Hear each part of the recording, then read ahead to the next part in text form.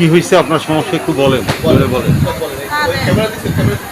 এই বাচ্চাটা পানিতে পড়ে গেছিল, পরে ট্রিটমেন্ট করতে এবার লাঞ্চে পানিয়েছিল, পরে লাঞ্চের পানি খাওয়ায় নাই, ডাক্তাররা কি করে না, এটা আমরা খেয়াল করিনি, স্কিপ করিনি, না করে নাই, এখন লইয়েছি লইতে আছে ফুসফুসি শেষ, এখন এই বাচ্চাটা লইয়ে রাখা যাইতে বলে এই জায়গাটা, সামর্থ্য নাই, আমি ডাক্তারকে নিয়ে নিলাম, স্যার এই জায়গায় রাখতে নাই, এই 3 দিন ধরে চোখ মেলিয়ে চাই না, আজকে আবার চোখ মেলিয়ে চাইছে, ডাক্তার কয়েছে আপনারা আবার স্কিপ করেন, দেখেন ই হয় ওইবার নাই লোক আপনারা এটা লইয়ে যান।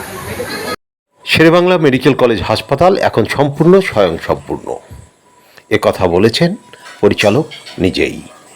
তারপরও শিশুটিকে ঢাকায় রেফার করা হয়েছে। এছাড়াও ঘটেছে অনেকগুলো ঘটনা, কখনো হাসপাতালে আগুন দেওয়ার চেষ্টা, আবার কখনো মাত্র 200 টাকার জন্যে মাস্ক খুলে নিয়ে শিশুকে মেরে ফেলা। সব কিছুই হচ্ছে ভয়ঙ্কর সিন্ডিকেটের তাণ্ডব। আসলে দেখেন, আপনি সিস্টেমের ভিতরে আমরা প্রবলেমটা রেখে দিই, তৈরি হয়ে গেছে। দেখেন, আমার 500 বেডের হাসপাতাল, অবকাঠামো আছে 500 বেডের, কর্মচারী আছে 386 বেডের, প্রশাসন অনুমোদন আছে আমার 1000 বেডের, রুগী থাকতে 2400। এই যে আপনার ক্রমবর্ধমান যে চাহিদা, তার সাথে যখন আপনি সঙ্গতি রেখে রিসোর্স না বাড়াবেন, সব যদি না বাড়ে তখন কী হবে, তখনই কিন্তু সমস্যাগুলো হবে।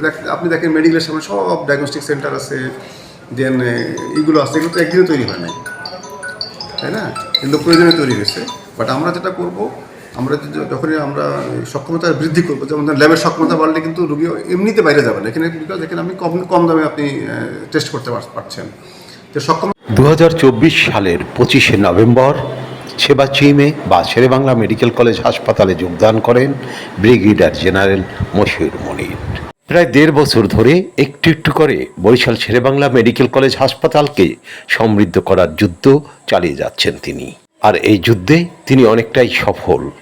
তার এই সফলতা সহ্য হয়নি অনেকেরই, যে কারণে একের পর এক ঘটছে সাবোটাজ।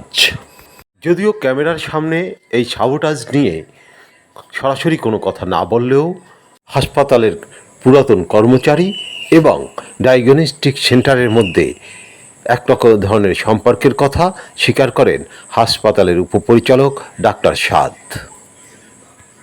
তার বক্তব্যে এটা স্পষ্ট যে ডায়াগনস্টিক সেন্টারগুলোর সাথে কিছুতেই পেরে উঠছে না হাসপাতালের প্রশাসন।